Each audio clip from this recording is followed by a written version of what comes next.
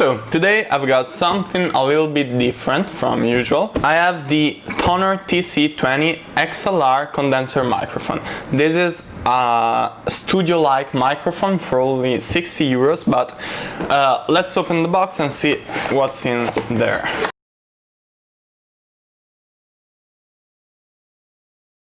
So we've got the user manual that we'll put aside for the moment.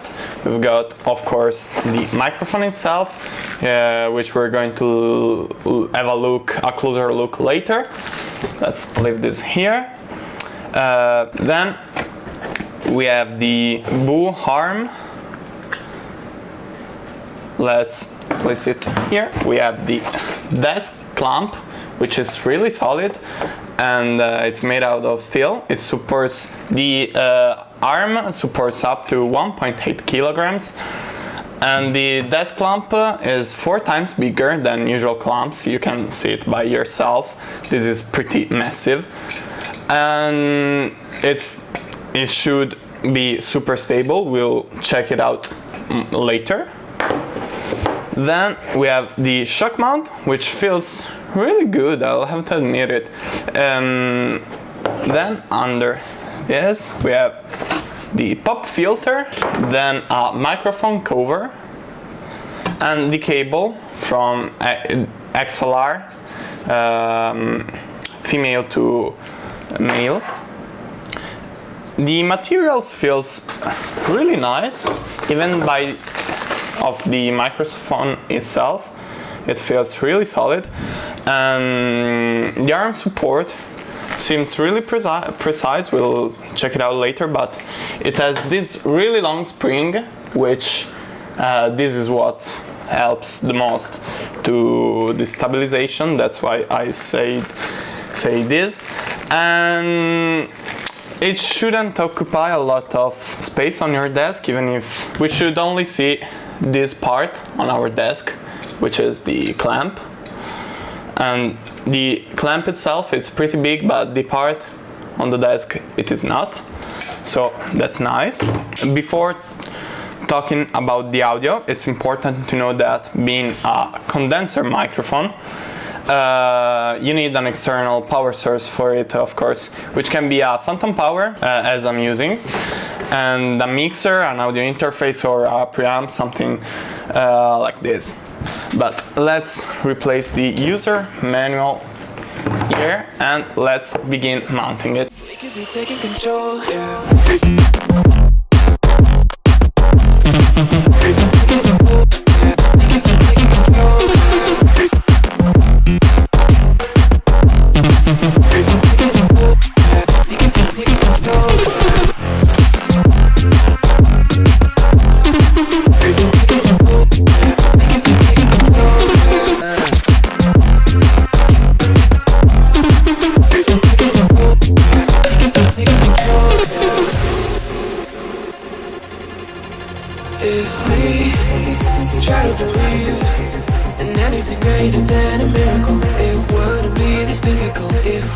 Right now I'm recording with the TONOR TC20. In fact, if I tap the microphone, you hear some noise, and if I place it farther away, you hear my voice farther away.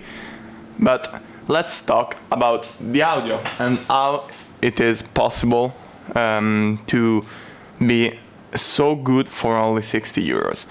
This microphone is designed to have really good quality audio thanks to an FET preamplifier and an ISPL handling.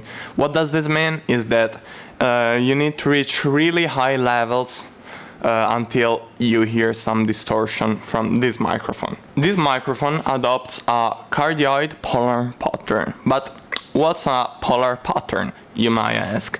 Well, the polar pattern is the way the microphone picks up sounds.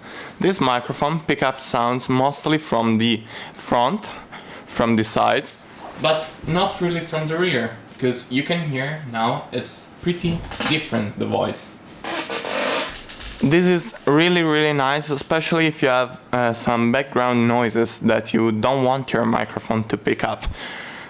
In this way, you'll pick up just what you want to. This microphone is designed mainly for podcasts, recording, as I'm using it right now, home studio, streaming, and this is really interesting because for the price, only 60 euros, this is really interesting for those streamers, YouTubers who don't want to spend too much on a microphone but who want a really nice audio quality. The only thing I would recommend is not to use phantom power because that might give you problems, especially on PC. I've encountered this problem with mine, which is pretty cheap. I've borrowed it from a friend of mine. I would rather use a mixer or an audio interface. But let's talk about the arm and the bass clamp, the desk clamp. The arm is really something else. Like, I just need to pick it up easily, and everywhere I place it, it remains. I place it here, it remains here. I place it right up here, it stays. Like, I don't have to tilt it, to adjust it. It's really precise, and this is really important because if you're like streaming, you don't want this microphone to be in the camera frame. In this video, it's in the frame because I want to show you that I'm using this microphone, not another one. You can adjust it as you can see. This microphone is upside down in my case, but you can easily turn it the other way around just by doing this. Boom! You have your microphone back at like a normal angle, and you can see that it's stable. It doesn't move whatsoever. Let's talk about audio, because that's the main thing. The audio is really good. My voice is actually so close to this microphone. The distortions are really low, only at the highest levels, but I'm not screaming, so that should not be a problem. And it's really easy to set up because you just plug it in your phantom power. From your phantom power to your PC, and that's done. Windows will automatically pick it up as a microphone. It will set it at lower hertz and bit rates, which it will set it at lower hertz and bit rates, which that's what I'm talking about. We need to go to the control panel, hardware and sounds, audio. Then it will pop this window, recording, select the microphone you're using right now, advanced channel, and you select the highest bit rates and hertz possible so that the quality is as high as you possibly can.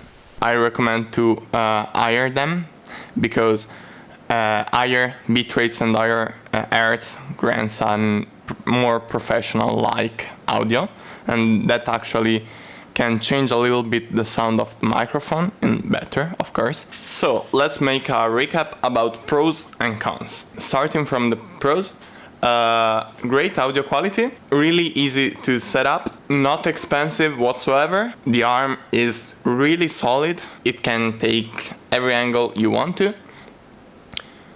There's an included cable in the box, and the bass clamp is really solid, so you don't have to worry about taking the microphone too far away. Cons: you need an external power source, which you may not have yet, and the included cable is not so long, so you might want to change that. But including all, for 60 euros, this is the best condenser microphone you can get, in my opinion.